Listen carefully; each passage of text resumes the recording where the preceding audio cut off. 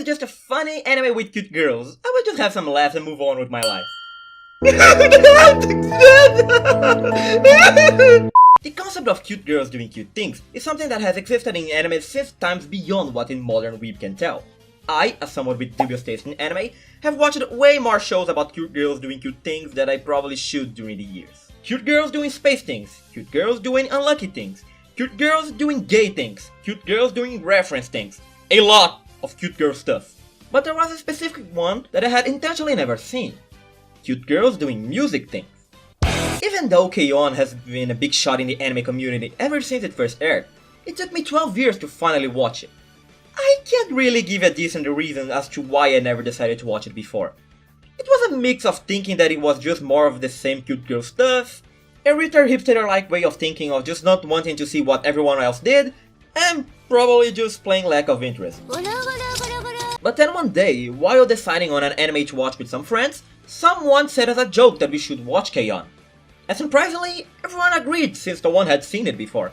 The watch experience started with a bunch of idiots laughing more than what they expected while looking for scenes that were in previously seen memes. But a lot of good laughs and more memes came from this. While the fun times kept coming, we reached the first school festival. When Fufu Time played for the first time, we noticed that something else was going on. The music was not just a pretext for the cute things to happen like you usually see. It really was a main topic of the anime, but this was just a plus, right? Good comedy, good music, good memes, this was a good slice of life that we were enjoying, and that seemed to be it, right? We finished the first season, we finished the second one, we watched the OVAs and the movie, and we fell silent. A bunch of goofballs that joked around during most of the anime, making fun of something or another while happily laughing, were quiet when it ended. Everyone was digesting something about that anime, something that we started to ingest at the end of the last school festival up to the last final scene. This was not just that plain feeling of emptiness after finishing a good anime. Not for me at least. There was something else here. Something that was making our boy either tear up or straight up cry in every episode after that school festival. And after 6 months contemplating this anime and organizing my thoughts, I can finally elaborate on this. When you watch a CGDCT anime, this does not sound good. Actually, let's expand this. When you watch a slice of life anime, what you normally will see is a funny, silly story, sometimes cute, sometimes hilarious, sometimes a mix of the two. The experience will not diverge a lot from this. The so-called slice of life genre serves more as an anime that you can turn off your brain while watching, give some chuckles, and move on with your life after finishing them. Few will go beyond the standard comedic/cute experience. Fewer will go a step ahead of that and show that this life in the slice of life is not just fun and games.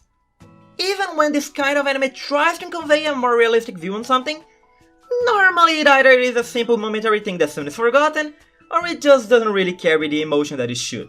And let me make myself clear, it is by no means a bad thing that an anime behaves like that. I like a lot of slice of life that the plot is exactly the same generic stuff I pointed out. But it is also true that the ones that have the guts to break the set script are the ones that are likely to remain people's memories. And that's exactly what K-On! Did. It went beyond this typical happy facet of life. I could go on in a detailed tangent about every single aspect of this anime, the super lighthearted and extremely entertaining comedy, the way that the anime transits between music, comedy and other settings to make the character development up into the last moments, how family and friendship relations are elaborated, how there is no actual way to choose an objective best girl since even the side characters managed to deserve this title at some point. Actually, that's a lie, the best girl is obviously Tong-chan. The animation quality, especially during the presentations. How the music is actually relevant to the plot and it is used to portray everything that I pointed out so far. All of these factors, although being borderline perfect and ridiculously well made giving modern animes a run for their money, are expected of this kind of anime. K-On! Just managed to master all of them. The moment that it went a step beyond the common script was at episode 20 of the second season. Or at least, it was there that it was made clear where it was going. To a standard slice of life, that last scene was perfect to end the anime. It would have achieved everything that it needed, maybe just needing the next episode to wrap up everything and end, and it would still have made a big name for itself. But it kept going. Why? Because it wasn't realistic. Everyone will eventually reach a point in their lives where something that they like, be their hobby, be it a person, be it a job, will end. It is part of growing up. The last episodes were not just to make a longer wrap up after the last big event. They served to present a struggle that all of us one day will have to face. And the way that was approached was surprisingly through the eyes of the only non-graduating member. While all of the other main girls instantly became friends after their first meeting, Azusa was the only one that started not exactly on good terms with the others, and we got to see as she slowly began to form a bond with them. As the anime continued, the bonds grew stronger, but at the same time, the realization that they could not last forever also appeared.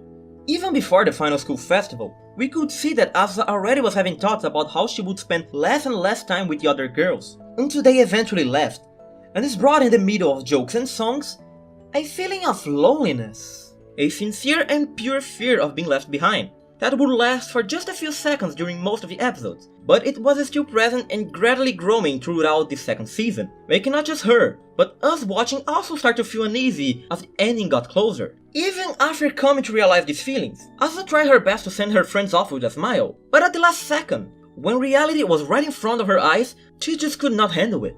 And she managed to be sincere with herself and say how she wished for the others to not leave. This struggle that Azusa had was what truly made this anime go beyond to me. Not just because it was a sad cute girl, but because it was so genuine and relatable. We saw this somewhat shy and serious girl open up to this form for practically 30 episodes. Even if the viewer had gone through a similar experience. The simple fact that they knew Azusa's character was enough to make everyone relate to her pain. And it was almost as if Azusa was being used to make the viewer able to self-insert in this struggle and learn from it. That it does not matter how much of a positive view you try to have and what good things may come after that. Partings are truly sad when they involve something you care about. The feeling of being left behind, or just a simple wish of not wanting the fun times to end is painful. But nothing good will ever come from trying to bottle up these feelings. Even if you think that it may be a burden on the other party expressing this sadness, it is something one should do so there are no regrets left behind. And I dare say that it is also a sign of respect, as this can show how much someone values the moment spent together. But that was not the end of it. Not having regrets is an important message, okay, but that was just one of 2 pieces, and the rest was completed by the graduating members of Okago Tea Time. At first, they seemed to just be acting like normal after their last presentation, going on with their lives worrying about exams and college. But we learned from the movie that during this time they all were also worried about Azusa, thinking about how to cheer her up, and were also struggling in their own way, reaching a solution and presenting it after their Kohai had their breakdown. They revealed and performed their last song, Tenshi ni Fureta yo. That song looked back at the past, acknowledging the sadness of graduation and separation, but also showed how those are just a part of the big picture, and that what truly matters are the fun moments and the bonds formed that can last for as long as possible, making Azusa realize that even if their time together as a club was about to end, their time together as a whole was far from it. That last scene was the perfect way to end this anime. The cute girls doing music things use it, look at that, music to solve Azusa's struggle. Expand on their final message for the viewers that was slowly being presented during the season. Show that this kind of struggle is not limited to just younger people. And even make us have a final laugh after breaking our hearts to pieces. Even in the end, this anime exceeded what it did best. I don't think I have to say it, but I truly regret not watching Kion sooner. It was an anime that went way beyond my expectations. As I said before, I could have made a more detailed video about everything that was good about this show, but I really felt like what I needed to talk about was the ending and how it was beyond what you normally see in a slice of life. If you want by some chance for me to make a bigger video about everything that I could point out about this show that is great on its own, let me know in the comments. Remember to like and subscribe if you did not already. Comment anything that you want to comment. I'm Wiki and I hope to see you next time. Bye!